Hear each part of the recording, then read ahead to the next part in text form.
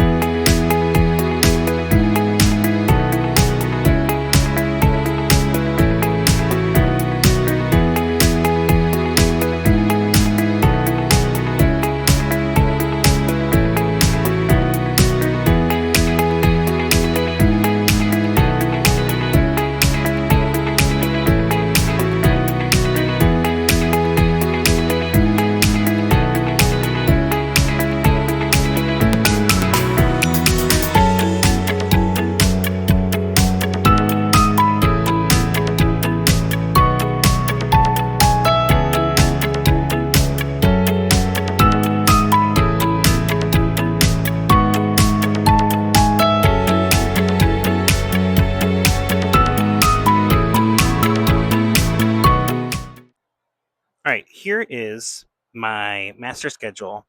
Everything is organized by time, beginning, start time, the end of it. And this is what the schedule that I use for most of the year. But then this first week, I have it really broken down into each individual activities and routines that I want to cover.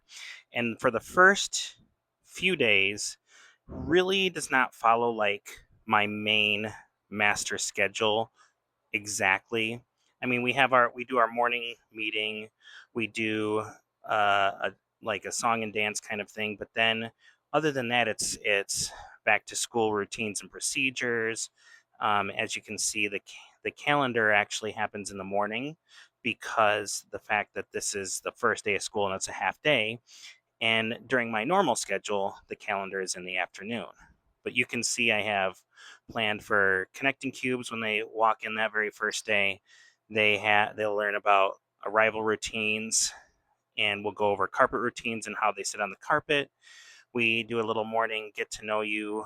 We talk about their favorite thing about the summer, and then we will do like a first day of school book.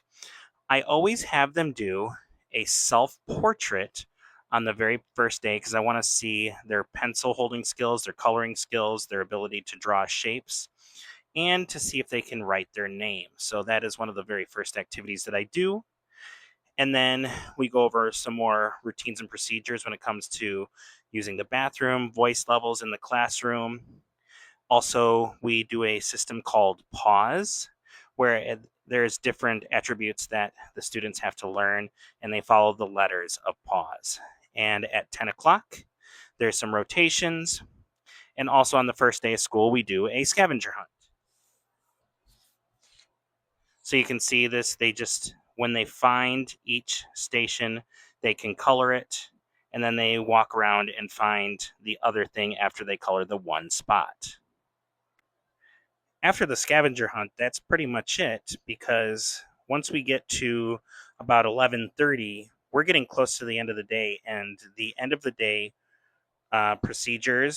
dismissal procedures can get very hectic. So I want to make sure that I have a whole lot of time set aside to make sure I know exactly where students are supposed to go. I know what bus that they're on and everything else. And so we're going to do kind of this end of day wind down. And one of the first, there'll be a back to school video that I usually do. Usually something like Franklin Goes to School, or Berenstein Bears back to school, Clifford back to school. There's a lot of different videos out there for free on YouTube that you can have the students watch that goes along with that theme. So they can be sitting there watching something while I am checking in with the office, making sure students know where they're supposed to go, that we have everything packed up for the end of the day. Tuesday is a full day, so there's a lot more activities, but it's still individually broken down by each individual activity, so it just helps me make sure that I am staying on task and I know exactly what I need to do. But the schedule starts to get a little bit more like the original schedule. One of my favorite activities that I do is this: how I felt. It says I feel on the first day, but since this is not technically the first day, we talked about how we felt. And I put this on different colored cardstock. That pendant, the pennant will be blue for a boy and red for a girl. And we kind of just go back and forth on blue, red, and we hang it up outside of our classroom as like a one of those hanging pennant sort of things. On this page are the emojis that the students they pick one and they color which one they feel matched how they felt on that very first day. Again, the pennant, the triangle part, is on cardstock, on colored cardstock, and then this is on just regular white paper. Another important activity that we do during the first week of school, well, actually, really the first month, is we talk about something called the problem solving wheel. And I will do a more in depth video of the problem solving wheel, but let me show you what the problem solving wheel is and how we utilize it. In different areas of the classroom, this problem solving wheel is posted. And as you can see, there are these different options for students to strategies, they are really what they are, for students to solve any conflicts or issues that they might deal with when they come into the classroom. And there's wait and cool off, walk away, let it go, stop and tell them why.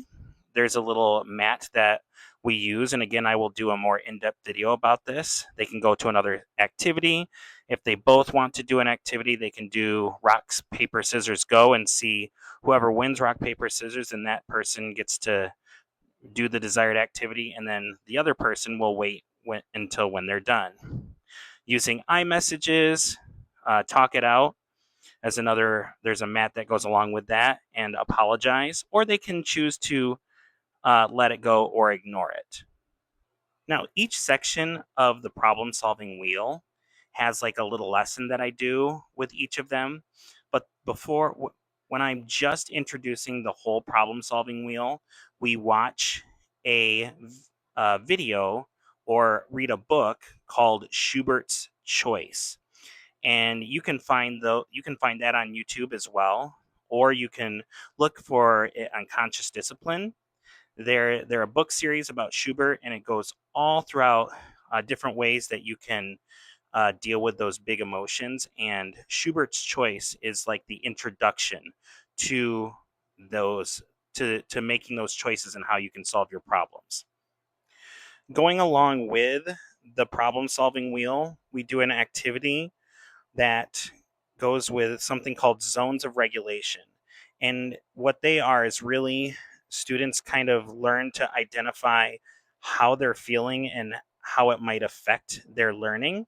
And so this is also an introductory lesson to what the zones of regulation are. They'll look at these pictures of faces and identify which zone it goes to. I have posters of what the different zones are and the feelings for each zone. So we also talk about that during this activity. As we're moving into Wednesday, you can see really that, again, I have each activity sort of identified by time stamps, but it really starts to follow my overall schedule.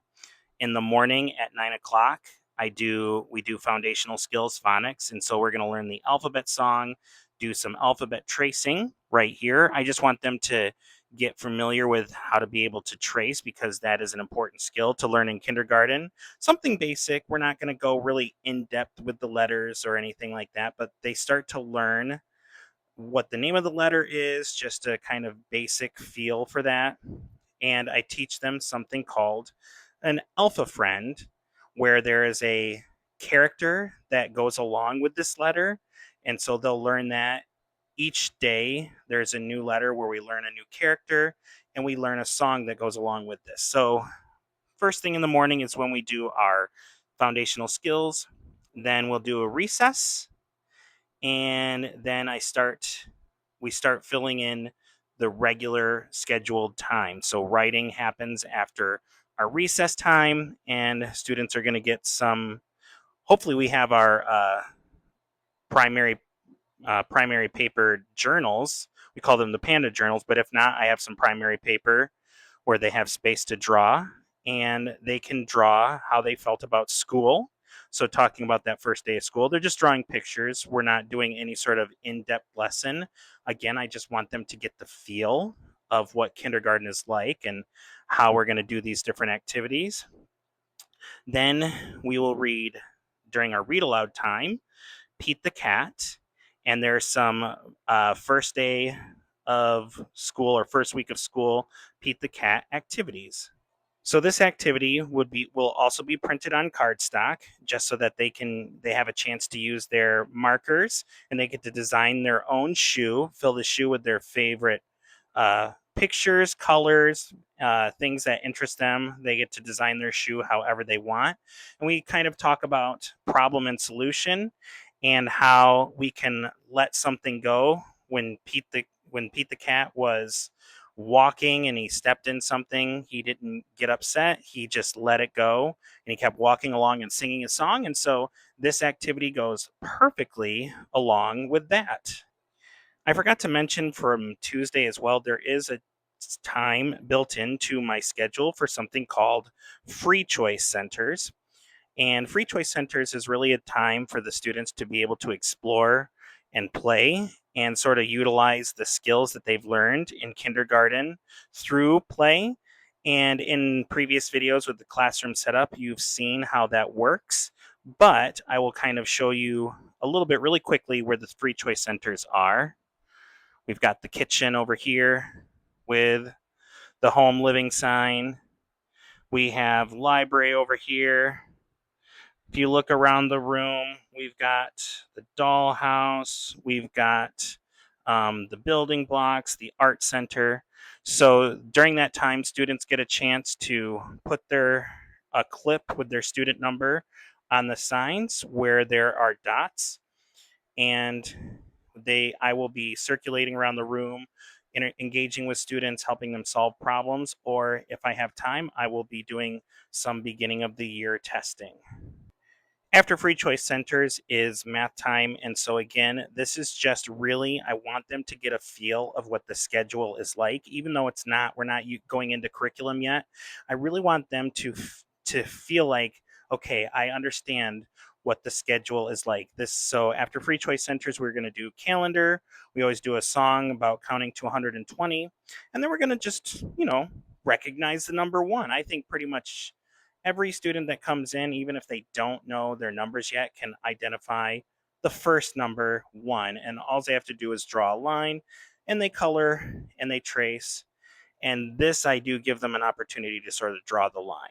And really, it's just another opportunity for me to see how can they work independently at tables. Can they do these things? I do have my aide in here at the time to kind of just work with the student to see how they're holding pencils, that sort of thing.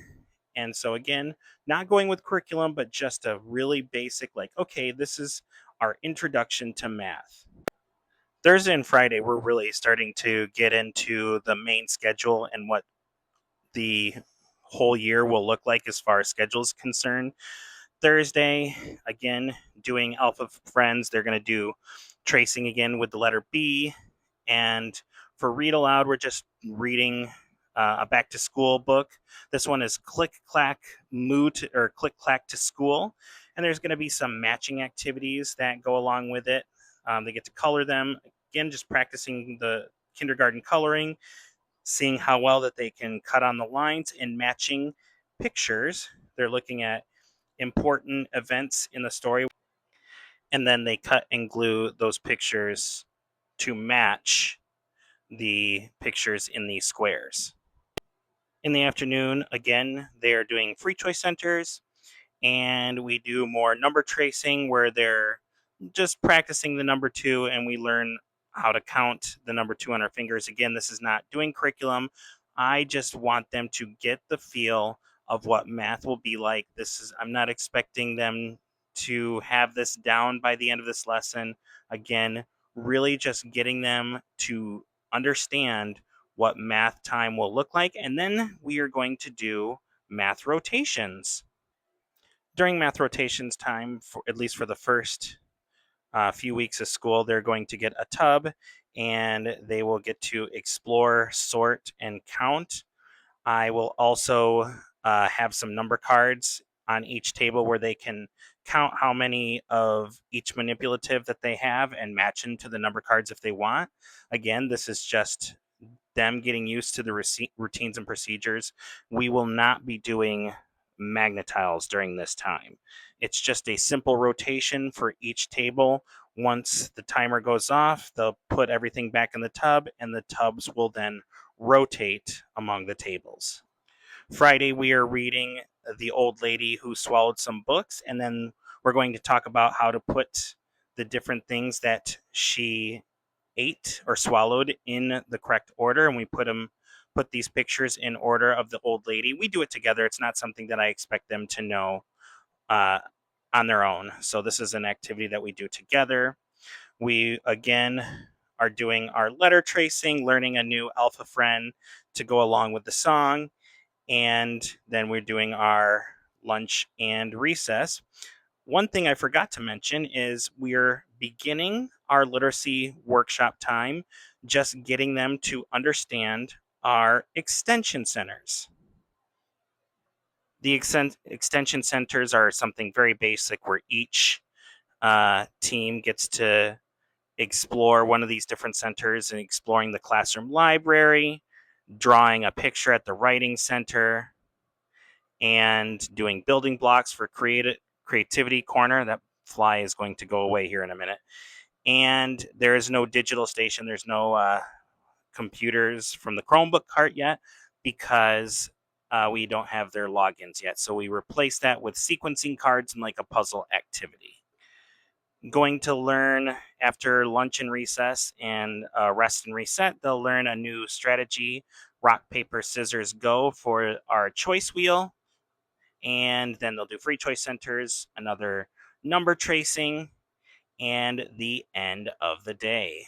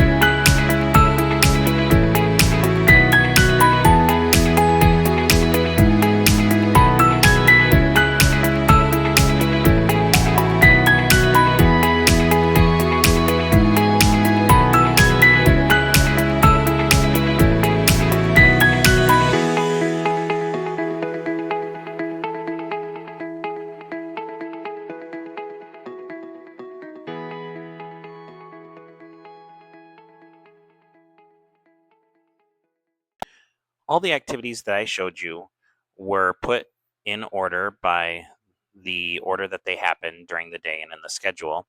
And then I've had them separated by day drawers. As you can tell, I have a lot of activities planned for the first week.